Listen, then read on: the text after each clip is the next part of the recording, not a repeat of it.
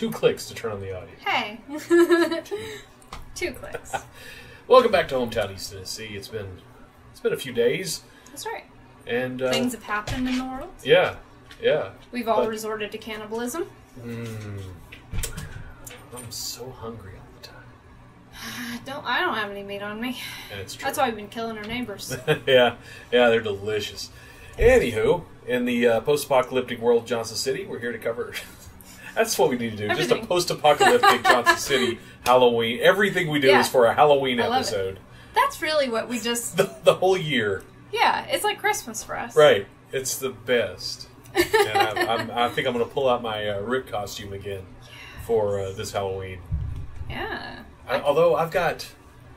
It's going to be an awkward Halloween for me because Halloween falls on a Wednesday this year. I think it lands right in the middle of the week, and so you're going to have parties before, the weekend before, you're going to have parties the weekend after. No one does it after.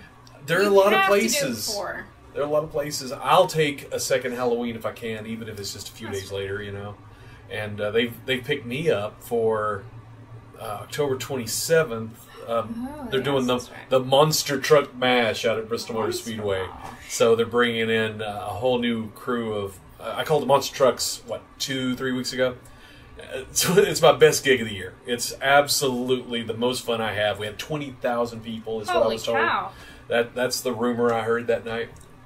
But they're going to have different monster trucks. They're going to have monster semis racing, which I can't even wrap my brain around. Can't either. The most important thing, rocket-powered outhouse. I'm not even sure I want to ask. Oh, wait. Okay, I'm going to stand up a second. I got a graphic to go with this. You got to see this because I'll share this with everyone. Because it's right here. It's right there. He's rifling around. I got it. Okay. Get up. It's a little... It got rained on. But you see what is that? That's an outhouse. That is a rocket-powered outhouse. So does it go forward or up? It goes forward. Okay. It goes forward. That makes more Equal sense. and opposite reaction right there. So, you know. Just imagine putting them on. I'm lactose intolerant, so I can totally relate to this. But that's how I'm spending my Halloween weekend now. That's the weekend. I'll be doing that the weekend before Halloween, so I guess I don't get out till like 10 or 11, so I guess I'll hit the late parties because I will be wired after doing I'm like Hulk Hogan after winning a bout. I'm like, I'm telling you, brother. I was wired last week. Yeah. 2 weeks ago. It was ridiculous. So you know what you're going to dress up as? No. You're just still thinking. I am dressing up while I announce the Monster Truck race, though. I think I know what I'm dressing up as. Yeah? Are you going to keep it to yourself? No, I'll let them in on it. Right on. I think I want to be... Do you watch Bob's Burgers? Yeah.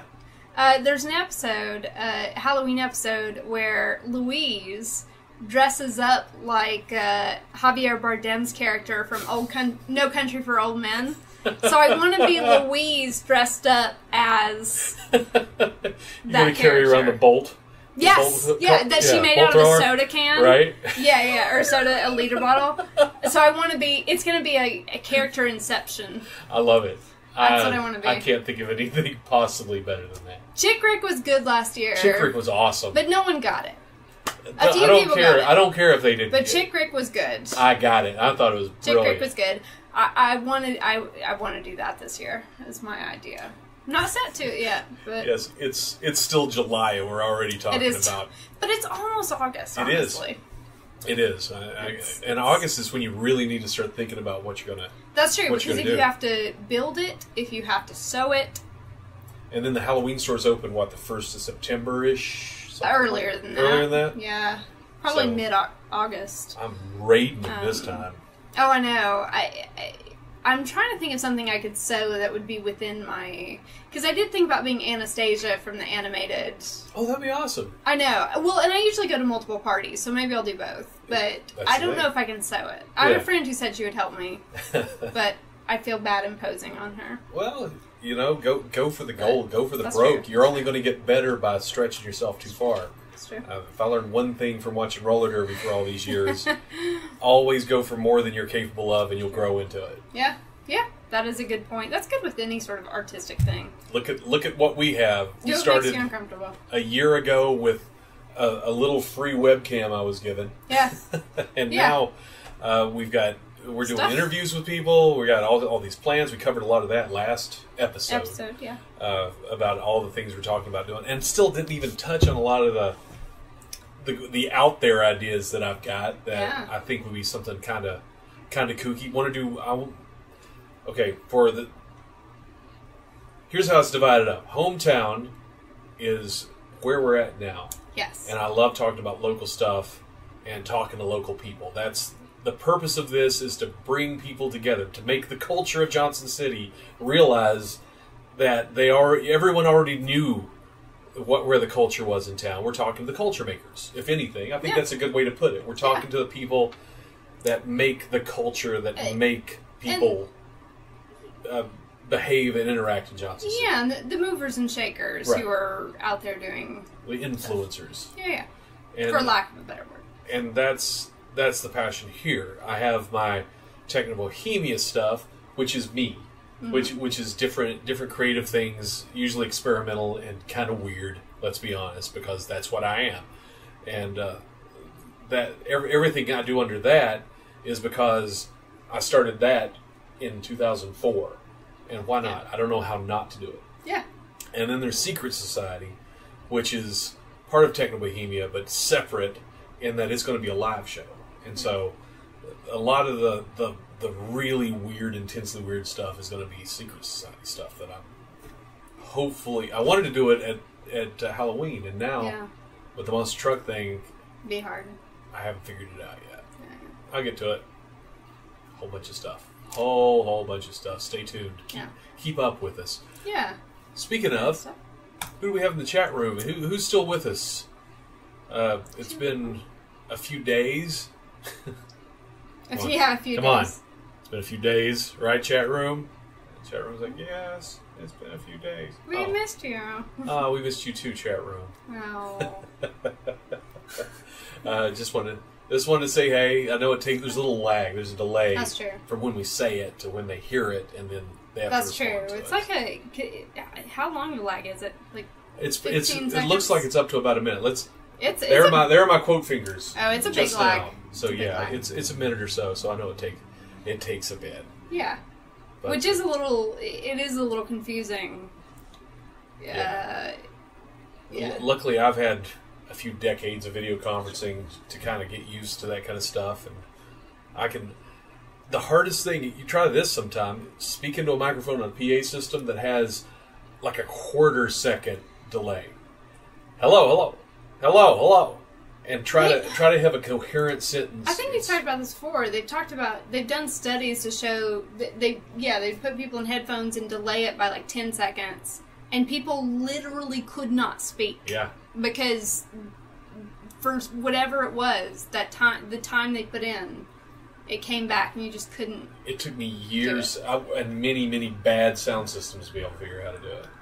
Yeah, I'd imagine you just have to you have to dissociate. That's kind of what it is. You have to absolutely, and this is a skill that I developed, ignore everything but your thoughts. Yeah.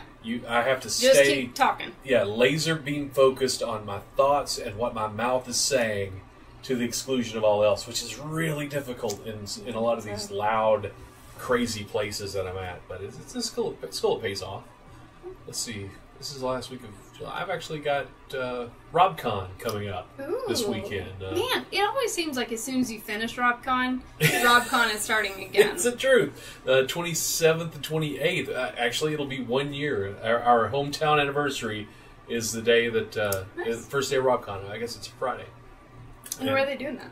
That's going to be at Meadowview in Kingsport this year. It ought to be a lot of fun. I'm going to be hosting I'm hosting at least one of the costume contests. I haven't really gotten in touch with them yet. I've been trying, so I'll find out. It's the way it works. They're just all over work trying to get things ready. They don't need an announcer bugging them. They know I'll do my thing. Yeah. Give me a mic, let me go, and I'm done. Yeah. I'll knock it out. And then I don't think I have any major stuff for a little while in my little world of announcing. You know anything? You got any big projects you're writing on? I'm editing an old novel that I never put out. And planning on getting a release for it? Hopefully, I don't know when. Well, that's fine. but sometime. The work is the thing. It's good. I'm editing it. I wrote it 4 years ago. It's sort of funny. I'm basically rewriting it because I'm a better writer now than I was 4 years ago. That's the way it should be. Exactly, which is nice because I can look at it and know that I can do better. But it's also frustrating because I'm like, God, I'm basically just writing a book. If you don't write, it's a lot like you find you find a really cool old car, and you buy it, but nothing in it really quite works. Tear it apart. So you got to take it all apart and rebuild it with better pieces. It still looks like the same car, but it runs so much better. Exactly. That is the perfect. Yeah, that's the perfect. I'm good with analogies. If nothing else. Because that's essentially what it is. Like I said in our last episode, I'm in Shakespeare in the Park this year. That's the beginning of September, right? First week or two of September. Yep. That's when performances are. I look forward to that, honestly, and I say this every time, and I'm not just saying it. I love that play. Yeah. So and it's Much Ado About Nothing. I look forward to catching that one. If you haven't seen the movie, check the movie out. Which movie? The Kenneth Branagh, Emma Thompson, Keanu Reeves, Michael Keaton, Denzel Washington. I knew you could say no to that. It's just one of those. To me, the star-studded movie is its own genre because it's a mad world is one of my favorite movies. It's not a good movie, but it has has so many people. Every comedian every great comedian of their time is in one movie, and this Much Ado About Nothing. Not only does it have all these great actors of that time, they kill it. It's just a great performance. It's very happy. That's why I like it. I haven't seen it, but I'm going to borrow it from him and watch it. Yeah, it's waiting for you in there. I play a dirty scamp. A dirty scamp. That's the way to put it. So if for no other reason, you should come watch it to see me be a dirty scamp. And if you didn't see the interview we did with Stephanie Sherwood, who's the director? Ago, she's the director. You need to check it out. Specifically, the second part of the interview is more about the up-to-date Shakespeare in the Park. The first part is more about her early life and her years of acting and how she became an attorney. Yeah. But the second part is about how she got to Shakespeare in the Park. It's a really interesting story. Yeah. And the way that it's growing and becoming just a part of downtown, I think, is a fantastic story. And it's kind of cool, too, because it's turning out to be one of those things, sort of like Blue Moon Theater, is that there's sort of a set group of actors. Like, we have auditions every year. There's sort of a set group of actors who we know what they can do, or she knows what they can do. And there's always this core little bit. So you show up every year. And it's honestly kind of like going to camp as a kid. Like, you see your old friends and you're like, this is going to be a good summer. We're going to have a good time. When I was a filmmaker, everything I did had the same, 8 people in it. Because once you find people that you trust... and you know what they can do. The trust is everything. I mean, if you can't trust your actors... You probably shouldn't have cast them to begin with, first of all. But being able to not even have to put in your head, you don't even have to think that, you know for a fact they can handle whatever you throw at them. Yeah. And you can usually smack them around a little bit if you have to. Yeah, I was actually listening to it. I guess it was a podcast Quentin Tarantino did a while back. It may have been a video. But he was talking about food. And he was saying, he didn't say it like this, but in so many words he was like, I hear actors talking about how they don't eat the food because they don't want to do 9 takes of eating a different donut, or the same donut but a different donut. And he was like, you can't do that. You have to indulge. You have to do it. The same argument with an actor. I was shooting and it was a scene where the guy was just eating a hot dog, mashed it into his face, and he wouldn't eat it. Yeah, and we would finish the take, and his mouth is still full of hot dog, and I'm like, "What are you doing? This guy is wanting to scarf down hot dogs. You can't just hold a hot dog in your mouth. The quicker you get eat this and get it over with." And so he was, I didn't want to do it. Just eat the fucking hot dog. That's it. I'm gonna eat the hot dog. We'll be done in 3 takes. 22 takes later, he was not well. No. I just imagine some sort of Caligula sort of puking going on. The last two takes, I didn't even turn the camera on. I just was messing with him at that point. Oh my God. At that point, we're just laughing. What if he had just busted his stomach and died? He got charged. He could handle it. Oh, speaking of that, did you see the YouTube? There was this girl and her boyfriend who were making a YouTube video about stunts, and she shot him for part of the. That things. was like a year ago, right? Yeah, but I think she just recently got sentenced. Oh, no, I didn't hear that. Because she shot her boyfriend. It was part of this like It was one of those extreme. Will this work? Yeah. And as I remember, he was holding a book. Phone books. Yeah, phone books. A phone book was supposed to stop a bullet. Guess what? Did not. And yeah, it was their first. I think it was their first video they were shooting because they were planning on having this big YouTube channel where they did stunts like that. And she was saying, I don't feel right about this. Like, when they were getting closer and closer to it, she was like, I don't want to do this. And he demanded she did this. Yeah. I mean, as I remember, and it's been a little while, he was getting irate with her because she wouldn't do it. Well, and I think she got charged with manslaughter or voluntary manslaughter. It was still her decision. I mean, yeah. There is not any amount of anger somebody could get at me that would make me pull a trigger, and they're just holding up a phone book. It's stupid. Yeah. Even if I was 90% sure, if I was 98% sure, that's still not enough. Even if I were wearing a bulletproof jacket, I would not. I mean, I would want to be wearing one if I was in like a war zone, but I wouldn't be like, shoot me. Right. I'd be like, yeah, I'll trust that it works. I mean, how foolish do you have to be to stand in front of a gun? Yeah. With just a phone book. But it also brings up the question, how do you, not to be mean to this girl, but how do you charge stupidity? Yeah. Like, well, that's manslaughter, though. Yeah. That's what manslaughter is. Yeah. It means you didn't premeditate it. Yeah. And you were reckless. You didn't. But I'm not sure. Choose necessarily to do it. Yeah. But your actions or your neglect results in the death of someone else. Yeah. And that's exactly what this was. Yeah. But all she had to do was put the gun down and not do it. I mean, sure, he got mad at her. So what? Yeah. And I think she was pregnant. I think that's right. I think I remember reading that too. Yeah. Yeah, it's wild. And I can't remember what. And there's a lot of that. Although, can I rant? Sure. Knock yourself out. This is called biting the hand that feeds you. This is about YouTube. I watch a few YouTube shows that I really like. I don't miss an episode.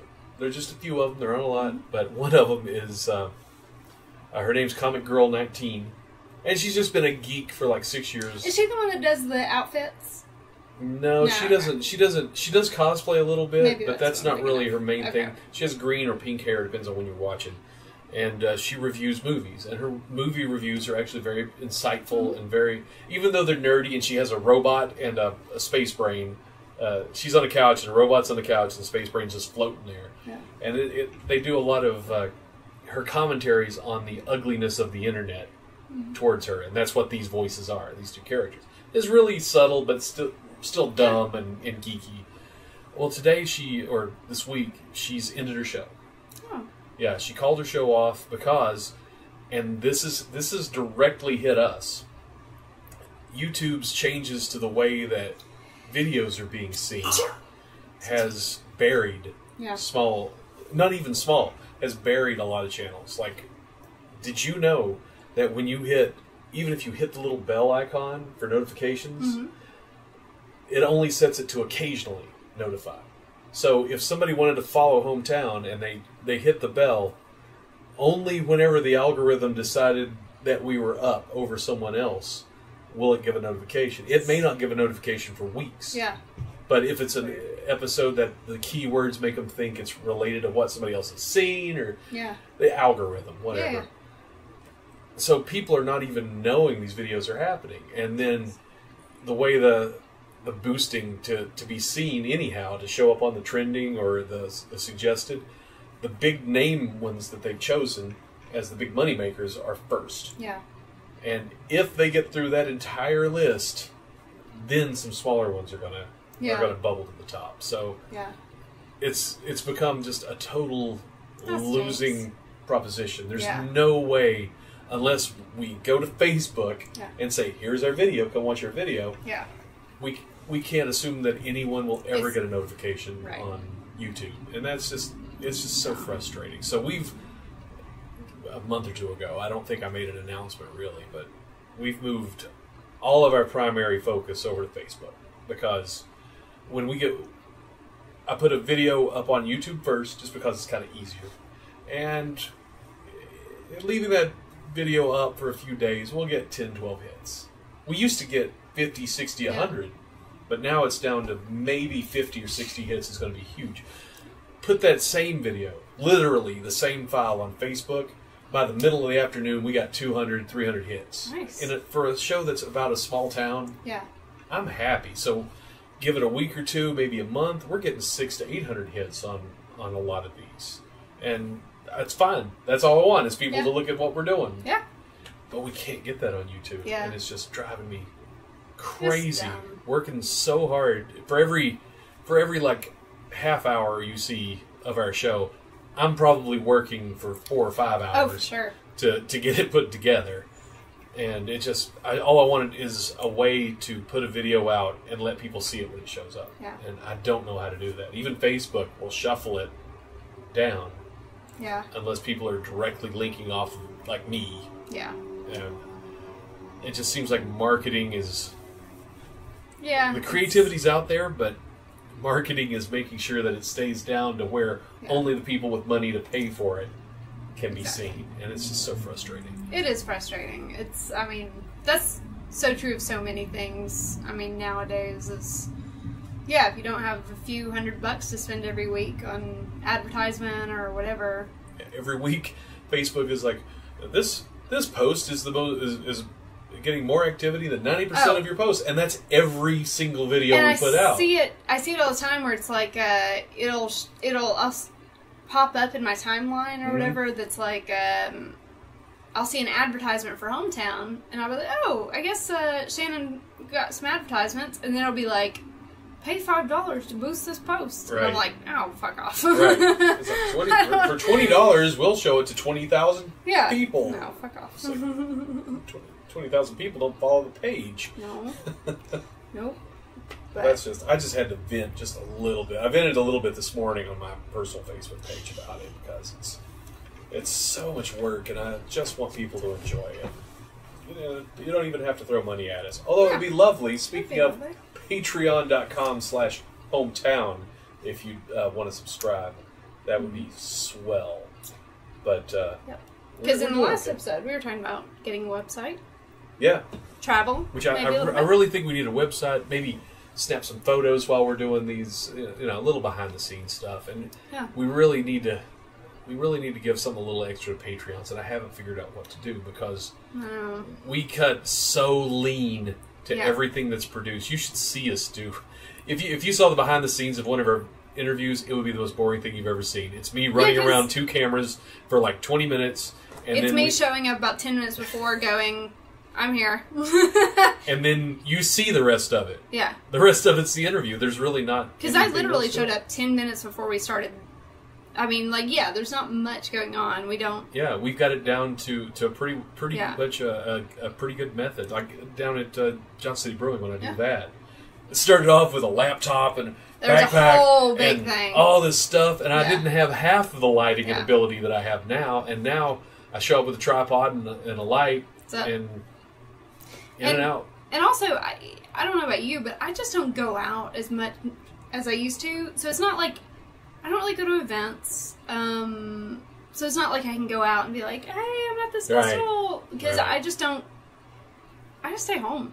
I understand. I mean, I'm a little older than you, and I've always been the one to go out. But since 10 years ago when I started doing my announcing, and I'm out, in different cities all the time, and I have to socialize, and it's part of my job is do the event, socialize afterwards to make sure everybody had a good time and come back. That's part of the job.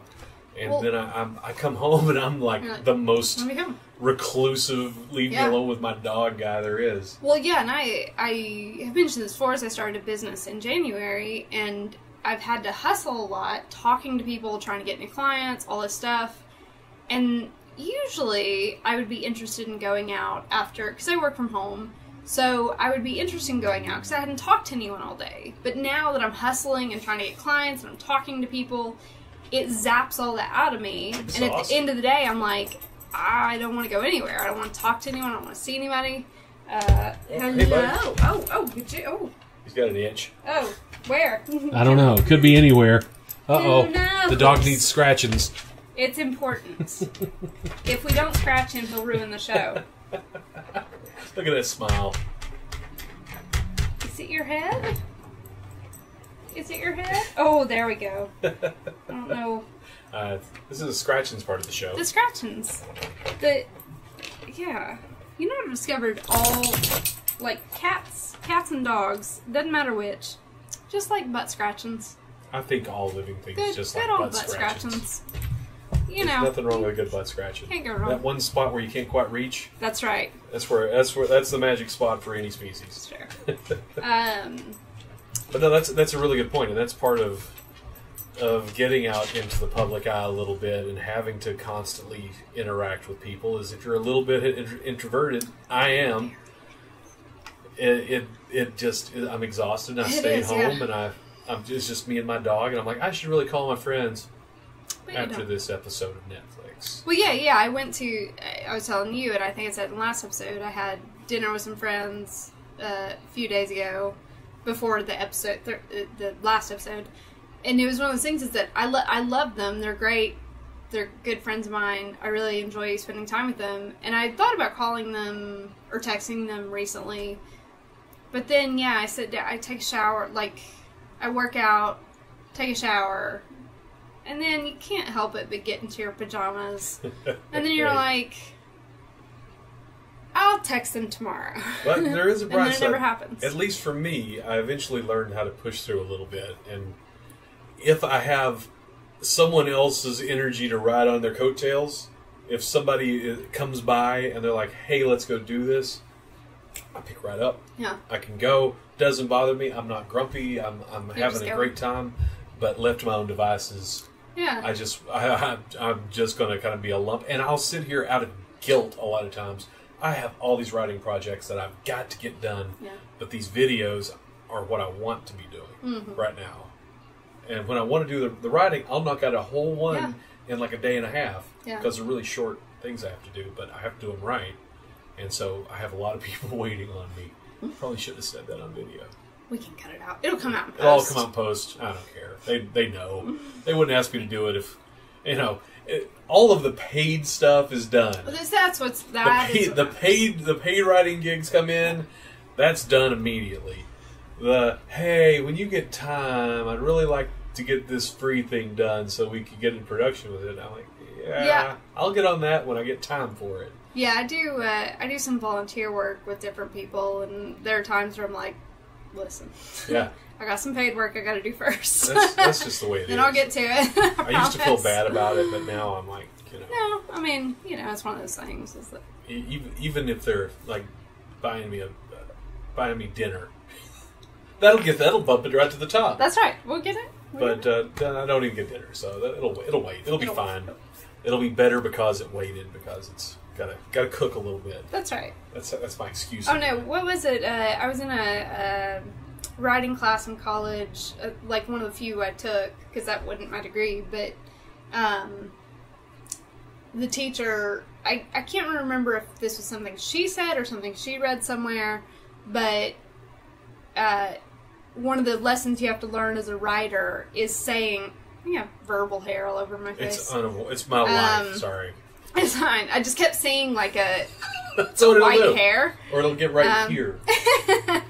But like she was like, one of the most important lessons I've ever learned is to be able to say, I'm working when you're writing. Yeah. And she was like, even if I'm just staring out of a window and someone comes up and says, do you want coffee or whatever, you have to be like, no, I'm writing. Even if you know they're not going to understand it, like even if you know they're going to be like, no, you're just sitting there looking out a window, you have to have the willpower to be like, no, there's shit happening up here that's... Yeah, because part of the process is, let's make a cup of coffee. Yep. Let's go sit in the chair. Wait, this chair is not in the right place. Nope. Just a chair. There's a dish in the sink. I gotta wash real quick. I can't have anything. It's gotta. Everything's gotta be. Well, and also, even for my paid work, I have to read the source material of whatever I'm trying to write about, and then I'll read the source material, and then it is like an hour or two of just like sitting there, like just process. I get it.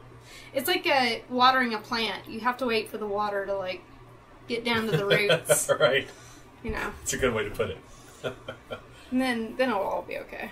And I'm working on this live show, which is a lot of me sitting down writing. If I ask this person, then I can't ask this person. If I ask this person and this person, I have to ask this person who won't work with this person. And so there's like a very complex chart that I'm always juggling before I can even start contacting people. Yeah. Well, and it's so funny. You know, I do performance art stuff and acting and stuff like that sometimes. And it is funny. I never wanted to be that person who was like, oh, I won't work with this person.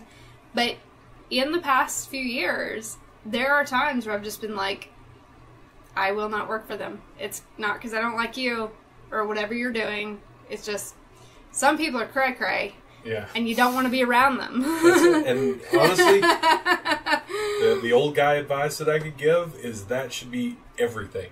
Yeah. If somebody makes you so uncomfortable or so unhappy that you don't want to go to places, don't worry about it. Don't do it. Don't go. You don't need to hang out with those people. I think with performance, and I think with you, is that we don't get paid to do a lot of the stuff we do. That's a big chunk and of it. If you're not being paid for it and you're just doing it for fun and someone makes it not fun, right? What's the point? Spend your time elsewhere. Right. That's important when I do any live show. To me, it's more important that the people are nice and that the people are passionate. If they're not the greatest talent, I can work with that. Yeah. But if they are invested in what I'm doing, and if they're going to get along with everybody, that's all I need. If somebody is super talented, but they're a dick and they're going to make everybody else unhappy, I can't pay attention to the show because I'm paying attention to the drama. Yeah. Trying to deal with it. And so usually, in my experience, I just kick one person out. Yeah. The person that's being the least nice goes. Yeah, and you also, the problem with doing a show like that, and I haven't done your show, I've done vaudeville shows before, and different shows, variety shows and stuff like that. Managing egos is a skill you have to have if you're running one. I've never run one because I'm not interested. That's just not my thing. It's really difficult, but But even as a performer, it just takes practice. I don't deal with egos well. Like, I think pretty well of myself, but I think I'm pretty chill. But you just come across those people who clearly think they are God's gift to everyone in the world. And there's something about that just makes my blood boil. Because we all know you're God's gift to the whole world. Right. Well, no, just like, chill the fuck out. We're all here for a reason. Yeah. You know, I explained calm down. During my old show, there were several people that did not get along. And it wasn't, I don't know if it was personal or if it was professional. I don't know what it was. But in fact, it turns out my partner hated me, but that's a whole nother thing. Because I guess it was my ego. Yeah. But to me, I told somebody who asked me how I'm dealing with something. I'm like, the egos are waves. The show's an ocean. You don't fight the waves. You let the waves wash over the shore. Yeah. And if it's a bigger wave, you just have to wait a little longer for it to clear. So you just have to smooth the waters, and that's the way it works. And that's why you run stuff, and I'm just in stuff. Because I would be like, I'd be one of those people who would end up not having a show, because I'd be like, as soon as someone like acted like a narcissistic dick, I'd be like, all right, get out. I don't care. The last show we did, someone who had been with me from the very beginning, accidentally, but it was like something out of a bad murder mystery. They dropped a flyer for a show that was a copy of my show that they were going to do across town. While my show only went during the summer. It ended in May. Yeah. And they were going to start in June, and they were going to do the exact same show until January. And they did not have the ability to deal with egos, Yeah. and so they tried to talk to the same people, and they were pretty loyal, and they didn't. Yeah. I'm like, you guys do whatever you want to do. I'm going to do a different show the next time I do a show, so it doesn't matter to me. And as it is, the show coming up is going to be something different. In fact, can I talk about the show a little bit more? Sure. I'm thinking of starting a Kickstarter for my next show, because I want to do that. I want to do a show about a dog going to hell really bad. But there has to be props for this. There has to be props. So I think next week. I think it's next week. I have a plan for a certain time for a certain reason. I think I'm going to start a Kickstarter and just see if it works. And I'm choosing Kickstarter. You know, we used GoFundMe, because GoFundMe, whatever people donate comes straight to the creators. But Kickstarter, you have to make the whole... Right. If you don't make the entire thing, you get nothing. Yeah. And I think that's what the show needs. Yeah. I need it to be all or nothing. If people support it, then we're going to do it. Yeah. If people don't want to support it, no problem. I have, in the last 2 episodes, I think I made it clear, I have lots of stuff to do. And I can do other things. Yeah. And if it doesn't work, I got an even better idea. Yeah. I mean, that's the beauty about being, that's the beauty about art. Yeah. There's always something else. It doesn't really cost much. I mean, my next idea is a game show. It's a live game show with prizes for the audience. The audience has to participate, but it's also a horror movie. So it'll be fun. I've designed sets. I got drawings and stuff for it. Yeah. No one watching this will ever put it together. It's okay. It's almost that time. Yeah. Yeah, we've rammed through. Yeah. Let's see. Real quick, while we're ramming. Yep, ramming. Who have we interviewed so far? We did Cliff. Oh my gosh. Stephanie. Eric, Terry. Eric. Kat. Kat. Who I think we need to revisit. We need to do Kat again. Yeah. And I think we need to revisit Jamie Dove. Yes. I want to talk to Ren Allen, because I've talked to her many times. Ren Allen would be great. Casper the Entertainer. Mm-hmm. I've talked to him a few times about doing an interview, and he's all for it. And we really need to do that. I think Casper is a really great positive force for downtown. And we did Joseph. Oh, that's right, Joseph Rash. I also have been talking to Matt Elvis Dollar, who is an Elvis impersonator. He lives in Bristol. I say impersonator. That's not really the right choice of words. I poorly chose those words. He's an Elvis tribute artist, and he really tries to live his life patterned after the personality of Elvis. So he tries to be generous. He tries to help people, and he's a very nice guy. He does his own show on public access TV in Abingdon. Oh. Yeah, and so he's a big TV star. He and his girlfriend go out into caves in the woods and all kinds of weird stuff. It's fascinating. Highly recommend the Matt Dollar Show. Who else? We had a bunch of people on Facebook the other day. Oh, they named off several local people. Ed down at Down Home. Oh yeah. And actually, we've been doing our poetry at Down Home last few months. It's an old buddy of mine, and it's it's just a great venue. Yeah, and it's the nicest guy. It's gnarly. Yeah. He also talked about Ruby. Ruby Berry is a photographer and just generally creative person. Yeah. It's always a pleasure to talk to Ruby. She took some photos of me that I was actually really happy with, which never happens. Ruby Berry and I are friends on Facebook. We've never met in person. It's, I love seeing her posts, but I'm like, someday. I rented her husband Rob today out at ETSU. I had this big dolly full of equipment, and I was pulling it step by step all the way up these big stairs, and I get to the very top, and the spool of cable I had goes and rolls all the way down the hill to a fountain, and Rob's standing there like, boy, that sucked. I was like, yeah. And he was real helpful. Hold the equipment so I could go get it. Actually, Rob would be a good guy to talk Yeah. to. Rob Russell, used to play with Sore Losers. Yeah. They were a really big local band. I'd like to talk to him more about that. Yeah, we should talk to some local bands. What's his name? You know, fuck. Go ahead. Music, I've consciously not talked about a lot of music on Hometown. I've had plenty of chances, but I just feel like, personally, this is me. This is just me. I'm more in a performance place right now, personally, and so the music... I don't think we should have music. No, I know what you're saying, but I'm talking about just interviewing musicians and stuff. Yeah. I feel like it's a separate thing. But we have done musicians. We did Paul Raymond. You're right. But Paul was a little less traditional. But. You're right. Anyhow, my point, what I'm leading up to, is not that we shouldn't do it, it's that I think that's another show. I think you're wrong. I think we need to talk to Paul. Who's that guy? He looks like he could be Quentin Tarantino's cousin. He wears a cowboy hat. Keep going. Shit, I know. A musician? He's a musician. I think he Blues does sort musician? of... Yeah, or honky... Lightning Charlie?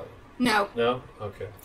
But I think we should talk to bands that are staples of downtown Johnson City. Okay. Is all I'm saying. Sure. Is that if we see you a lot at like Willow Tree down home, or not we personally see you, but you're there a lot, Right. to me that means you're a staple of downtown. And that makes you eligible. If I can get some help at Little Chicago, I'm announcing the main stage of Little Chicago Festival again this year. Which is when? August. I'm gonna have to look it up. I was just telling somebody this today, but I've forgotten already. Oh, I know people are shouting this at me right now, watching this archive. My God. I do that. So this podcast I listen to called My Favorite Murder. They recently did a episode where they talked about a murder in Appalachia, but they're both from L.A. and I've never screamed at them before about things but they kept saying Appalachia or something like that, and it was one of those things. It was involuntary. I was like, every time they said it, I was like, Appalachia. Like, I'm just in my apartment alone, but I'm like, it's Appalachia. I got stories about that too, but I'll save it for another day. But they did a corrections corner where they said that it was Appalachia. So it looks like it's August 11th, and that's the Little Chicago body painting exhibition. Yeah, that's during the. But does it start during Friday? The festival? I think it starts Friday, so that's the 11th, August 10th. 10th and 11th. That sounds right.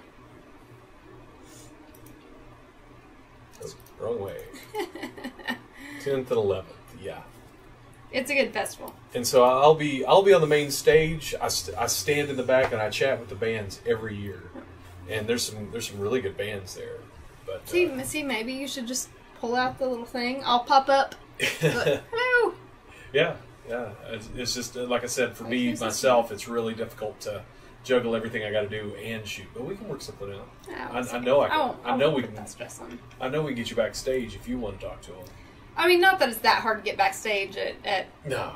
All I'd have to do is literally hang out by the stairs of the back of the stage. They're more worried you're going to try to get their pizza. Yeah. They're not worried about fans like coming up and trying to murder them or anything. we got a food fight last year back there, but that's a whole other set of stories I'm not going to bore you with today. But yeah, I really think that music might be something separate. I think you're wrong. Okay. You're my partner. We'll work it out. We will come up with some music content. We shouldn't have music. Just want to make that very clear. Right. No, I know what you mean. You're talking about interviewing and Paul. Actually, I was up at Paul's house a couple weeks ago, and his little doom metal music room upstairs is actually pretty interesting. He's made a closet into a recording booth, and the way that he has things laid out is quite fascinating. But so there is a place for it. You're right. Thank you. You're right. We'll work it out. I guarantee it. Well, we're out of time for tonight. That's about 45 plus minutes there.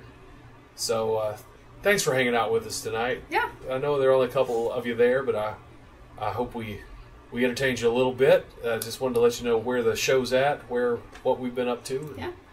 Now we're going to get back to producing and shooting some interviews. We've got, like I said last week, this big video that I've been working on, and it's not that it's spectacular with explosions and special effects. It's just the narrative of the thing has to be put together right, so that it's not just a series of clips of people talking. I wanted to tell a story in a way, and the story came out of the interviews. It's a documentary. It's going to be a documentary, and I also need to catch our guest host for that one. Yes, and we need to shoot a little bit of intro for it before we forget everything that happened.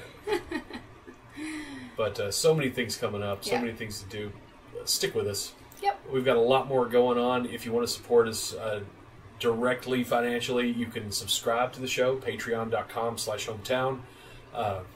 You'll Is it just hometown? Just hometown. Okay. Whatever you want to pledge, that'll come out every episode we release. We never release more than 2 a week. And you can pledge money and also put a limit. Right. That's important. So that's important. If you absolutely don't want to spend more than $6 a month, yep, you put that limit of $6 on there, and no matter how many we release, then that's fine. Yeah. We appreciate anything we can get. Yeah, really for sure. You can also go to GoFundMe/East. Oh, I'm sorry. Hometown East TN is where you'll find that at GoFundMe, and we still got a little bit of ways to go for our original goal. So I've just lifted up. Yeah. Doesn't hurt a thing. Yeah. And you can PayPal me/HometownJC. And just know that your money will go to good things like us doing interviews, and it all goes into the show. Yeah, it does. We're constantly upgrading. If you look at the quality of what we're doing now compared to the quality of what we did just the last time we did this, I think we got a lot more going for us right now. Always and it really incrementally. Didn't cost much. Yeah, always incrementally improving. Mm-hmm. Absolutely, always. As long as we're improving, we're going to keep doing it. Yes. And as long as you stick with us, keep watching, we'll be there. So until next time, go out and enjoy your neighborhood. This is Johnson City, East Tennessee. Yeah. And if you see something cool, let us know. As I spill my drink. That was very alarming. All part of the show. It's all special effects. Luckily, it was empty. Good night. Good night. Oh, wait. Gute Nacht. This one, that one. Auf Wiedersehen. So, oh no, now they've demonetized. Oh, God.